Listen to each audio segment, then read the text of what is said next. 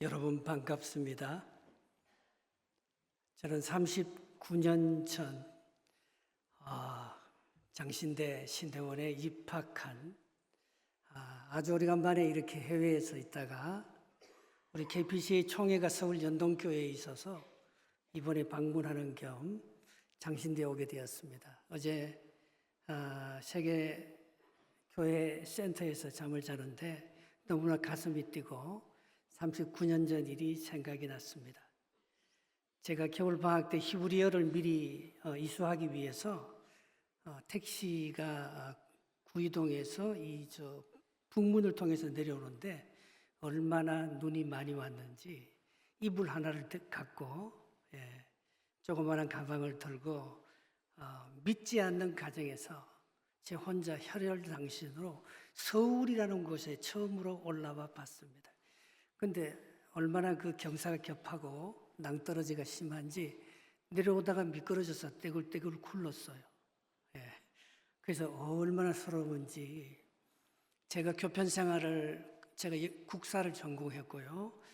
고등학교에서 국사 세계사를 가르치다가 장신대에 왔는데 교장 선생님이 너는 왜 선생하지? 왜 그렇게 신학을 공부하려고 하느냐고 말리는 걸 뿌리치고 우리 집에도 믿는 집안이 아니라서 엄마 아빠가 너 목회 가는 길을 반대하고 오직 하나님의 음성에 순종하는 마음으로 제사 지내기 싫어서 그리고 그 집안의 지긋지긋한 그 세속적이고 물질적이고 인간적인 아버지가 싫어서 도망치듯이 이 장신대에 들어왔습니다.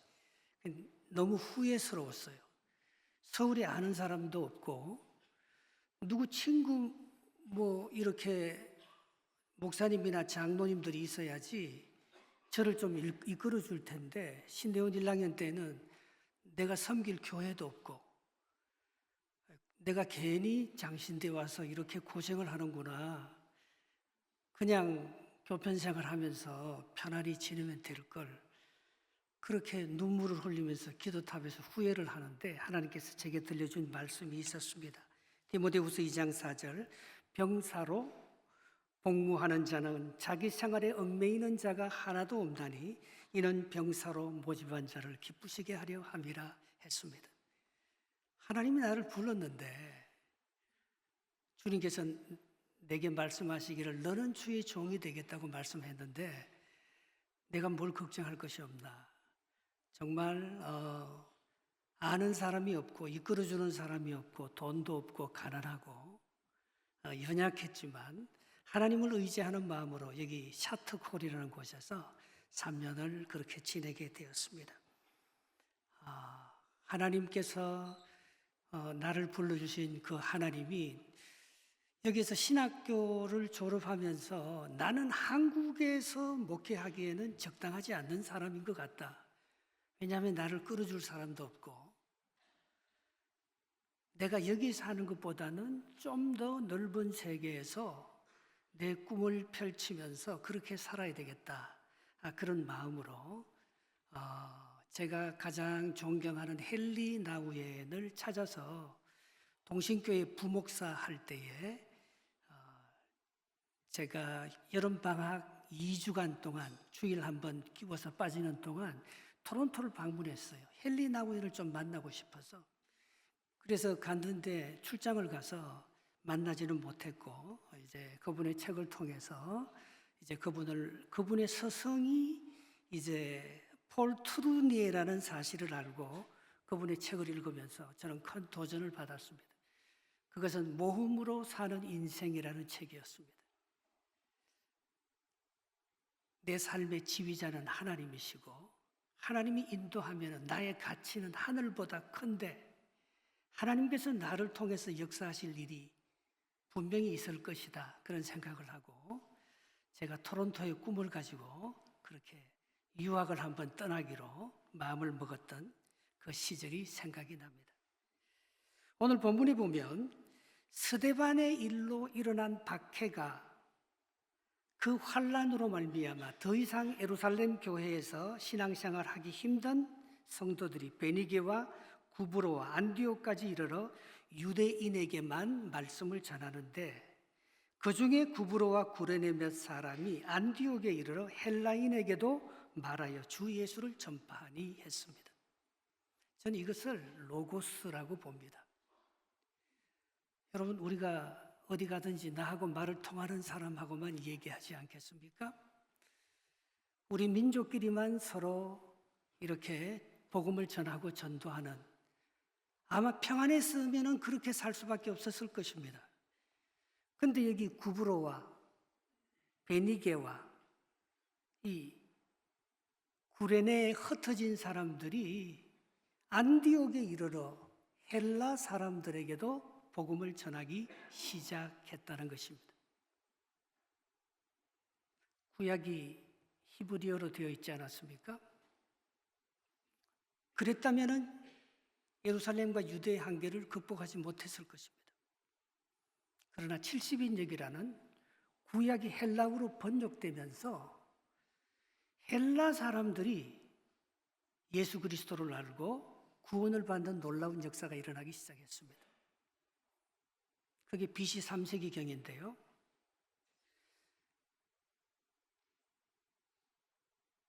구약의 그 어려운 사장된 듯한 히브리 말이 그 당시 세계 공용어로 사용되는 헬라 말로 옮겨지면서 요한복음 1장에는 말씀이 육신이 되었다, 로고스라는 표현을 쓰고 있는 것입니다. 로고스는 생명입니다. 내 삶에 하나님의 말씀이 생명으로 와닿으면 난 그걸 목숨 걸고 한번 실행할 수 있습니다. 내가 모험을 걸어서 살 때 하나님의 말씀이 내 속에서 역사하면 그것은 놀라운 힘을 발휘합니다. 그 힘이 이게 환란이에요, 고난이에요, 스데반의 박해예요. 내가 만약에 가정이 편안하고 서울에서 나를 이끌어주는 목사님이 계셨고 내가 섬길 수 있는 교회가 있었더라면 나는 한국에서 목회했을 것입니다. 나를 받아주는 가정이 없었고 나를 이끌어주는 교회가 그렇게 내게 편안하게 느껴지지 못했고 그런 박해가 있었기 때문에 저는 일찌감치 토론토로 뛰어서 거기서 이민 목회를 시작하고 유학을 시작할 수 있는 길을 열게 된 것입니다. 저는 이번에 KBC 총회장 일을 하면서 정말 세계 여러 곳을 참 많이 방문했습니다. 세계 교회 위기가 왔습니다. 장신대도 아마 멀지 않아 세계 교회 신학교들이 당하는 그런 위기들을 우리도 곧 당하게 될지 모릅니다. 그러나 그것이 굉장히 놀라운 기회라고 생각해요. 이때까지 유대인에게만 전해졌는데 한국 사람들에게만 복음을 전하고 이 땅에서만 목회하려고 생각했는데 여기에 위기가 오니까 내 꿈을 펼쳐서 온 열방과 세계를 향해서 내 목회 영역을 넓힐 수 있는 비전과 기도와 꿈을 가지는 시간이 될 수 있다면 이 한국교회가 당하는 이 위기가 온 세계를 밝히는 굉장히 중요한 벙커가 될 것입니다. 카타콤이 될 것입니다. 카타콤이 있었기 때문에 천년의 중세 카톨릭 유럽의 역사가 있을 수 있었습니다. 그것이 뿌리였습니다. 그것이 생명이었습니다. 그런데 그것이 말씀으로 70인족으로 번역이 되면서 헬라 사회의 복음을 전하는 그런 역사가 일어나게 된 것.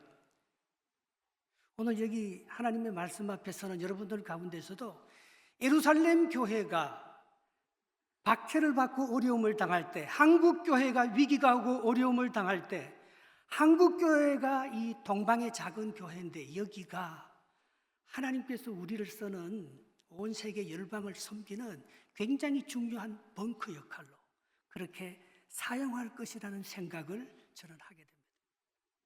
특별히 이 통합협 장신 출신들은 아주 이쪽 저쪽을 다 수용할 수 있는 문화적인 그런 공간 능력이 있기 때문에 어디를 가도 참 많이 사랑받고 지성과 영성을 합쳐서 하나님의 나라를 전거하는 데 굉장히 중요한 역할을 한다는 생각을 해봅니다.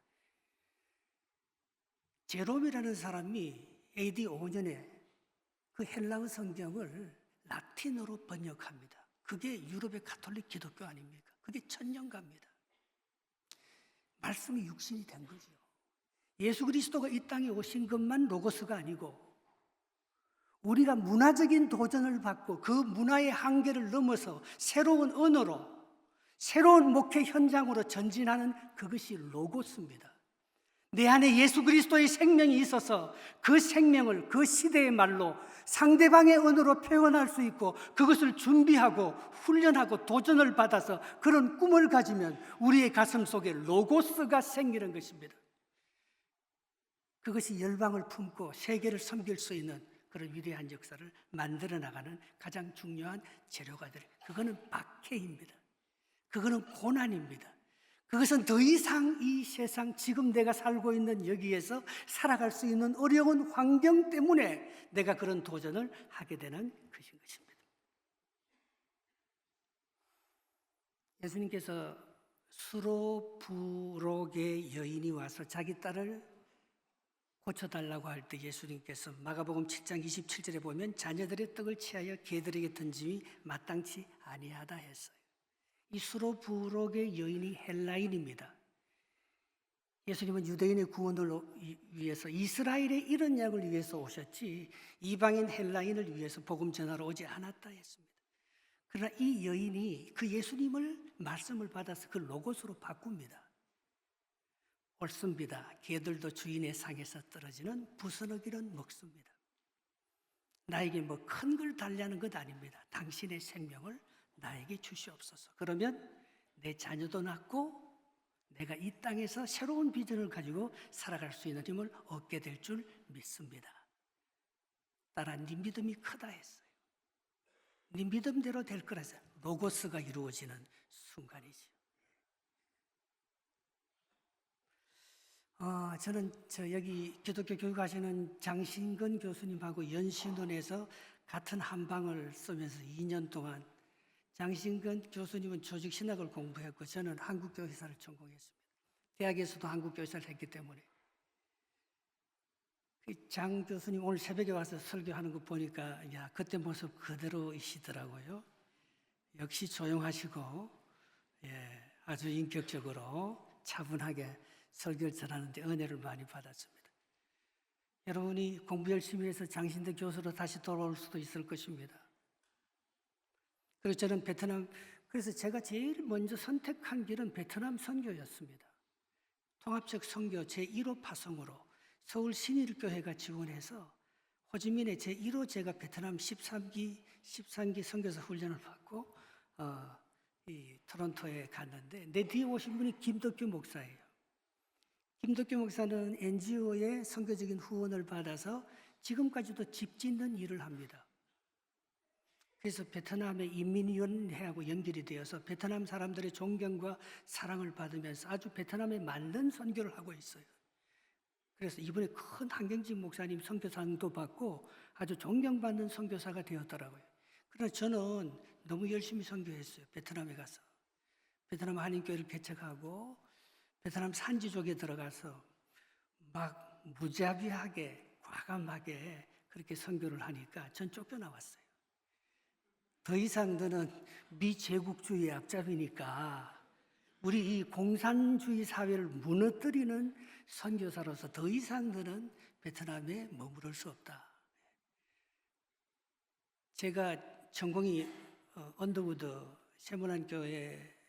세문안교에서 전도사 생활을 할 때 그 김동인 목사님이 박 전도사는 전공이 한국교회사니까 언더우드에 대해서 연세대학에서 연신은 제가 공부할 때 그걸 좀 썼으면 좋겠다 해서 제가 언더우드 전공이거든요. 그래서 베트남 가기 전에 언더우드 묘지에 가서 제가 그렇게 소원을 했습니다. 하나님, 저를 베트남의 언더우드가 되게 해 주십시오. 저와 제 아이의 목숨을, 지금 언더우드 5세가 여기에서 활동하고 있지 않습니까?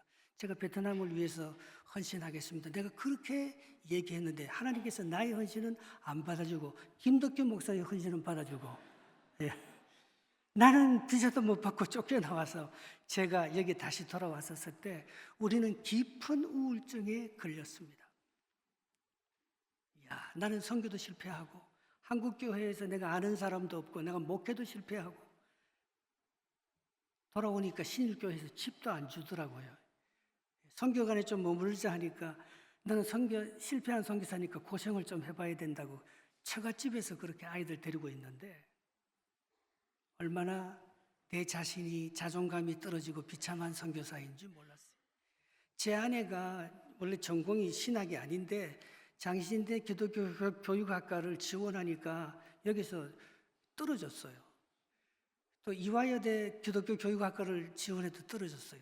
그런데 저하고 같이 토론토 대학 낙스 칼리지 거기 MDB를 신청하니까 토플도 600점 받고 장학금 받아서 거기는 공짜로 공부를 다 시켜주더라고요. 하나님께서 우리 가정을 위해서 열어놓은 길은 이 땅이 아니고 토론토인가 보다. 그리고 하면서 그 땅에 가서 그렇게 공부하면서 제 아내가 이번에 우리 오방식 교수님이 불러서 영성신학 대학원 학생들 THM PhD 박사과정 학생들 특강하기 위해서 왔는데 낙스 칼리지 MDB, THM, PhD 졸업하고 5년 전에 거기서 10이어 요원으로 이렇게 풀타임 교수가 되어서 지금 낙스 신학교에서 상담학을 가르치고 있습니다.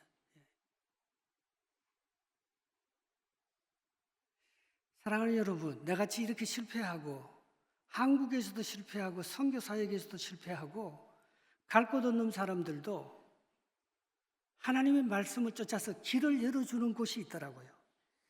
이상하게 동족에게 복음을 전하지 않고 헬라인에게 복음을 전하는데 그때부터 하나님의 선교가 열리면서 역사가 로고스가 일어나기 시작했다는 것을 본문에서 말씀하고 있습니다. 21절, 22절 한번 읽어볼까요? 같이 읽겠습니다. 시작. 주의 손이 그들과 함께 하심에 수많은 사람이 믿고 주께 돌아오더라. 예루살렘 교회가 이 사람들의 소문을 듣고 바나바를 안디옥까지 보내니 했습니다.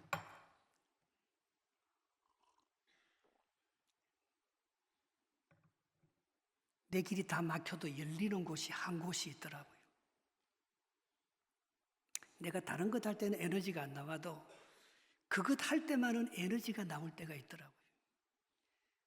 제 아내가 우리 교회 부목사처럼 일할 때는 에너지가 안 나오더라고요. 그러나 자기가 하고 싶은 사모로서는 에너지가 안 나와요. 나보다 더 똑똑하고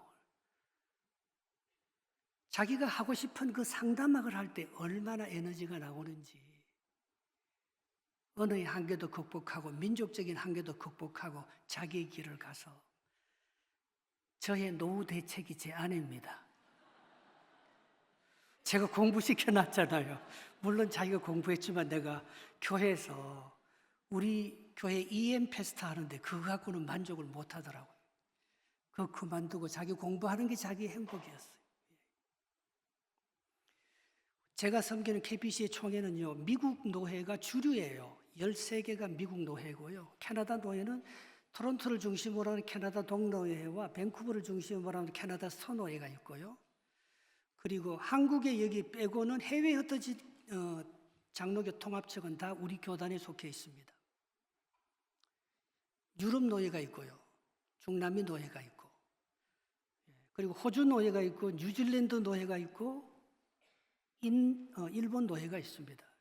동남아하고 한국 빼고 통합측에서 안수받은 우리 모든 해외 흩어진 목사님들이 저희 노예에 속해 있습니다. 저희 교단에 속해 있습니다. 근데 저는 뭐 이렇게 정치적인 사람도 아니고요. 총회 일을 그렇게 많이 해본 것도 아니고 28년 전에 제가 동신교회 부목하다가 토론토에 갔으니까 카나다 동신교회를 개척해서 지금까지 성실하게 한 교회를 목회하는 아주 작은 목사에 불과합니다. 근데 우리 총회가 한 10년 전부터 굉장히 많이 싸우더라고요. 우리 총회를 설립한 분이 LA 동신교회 LA 영남교회 김교영 목사님이 계신 그 교회가 우리 총회의 모교회라고 할 수 있거든요. 근데 사람들이 이게 교회가 오래되고 총회가 오래되고 이런 어려운 가운데 또 미국 사람들의 서로의 이권과 자기들의 그 목적을 가지고 총회가 어려움을 참 많이 겪더라고요. 그래서 이 총회가 LA 영락교회 이 당회를 해산시키고 목사들을 다 파면시키고 또 LA 영락교회는 총회를 통해서 사회법정에서 고소하고 막 얼마나 세상적으로도 비난을 받고 어려움을 겪는 중에 아무도 총회장 할 사람도 없고 총회 지원하지도 않고, 저도 캐나다에서 미국에 총회를 하러 가면은 내가 왜 캐나다하고 미국하고는 너무 다르거든요. 우리 이 캐나다 이 스코티시 계통의 이 캐나다 사람들은 요즘 트럼프가 캐나다를 미국의 한 주 정도로 생각하지만 경제적으로는 굉장히 작지만 캐나다 나름대로의 신학적인 컬러와 특색이 다 있잖아요. 그래서 우리는 미국에 가면 이 미국 사람들, 목회자들과 미국 큰 교회들이 다 주류를 이루기 때문에 저 같은 캐나다에서 온 목회자들은 그냥 이렇게 덜러리 쓰다가 오고 하는 것이 얼마나 힘들고, 우리 장로님들도 목사님 우리 미국 총회 가지 맙시다 막 이렇게 얘기해요. 근데 미국 총회와 미국 교회들이 그렇게 서로 어려움을 겪고 고통받을 때 이 변방 출신인 캐나다 동신교회 이 작은 목사가, 온유하고 약한 이 목사가 그 싸움판을 평화롭고 사랑스러운 그런 총회로 그렇게 바꾸는 힘을 변방에 있는 캐나다 이 시골에서 목회하는 부족한 사람을 통해서 우리 총회에게 새로운 회복과, 이번 1년 동안 제가 총회장을 하면서 한 번도 총회 재판이나 싸움이나 고소나 어려움이 없었어요.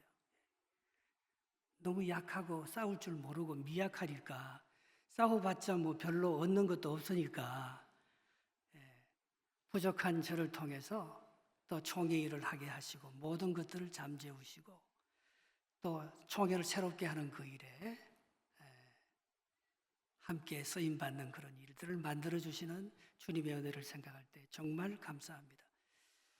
근데 최근에 우리 쪽도 그렇고 미국 쪽도 그렇고 우리 이 장신 출신들, 총합주택 출신들 사람들이 해외에 별로 안 나와요.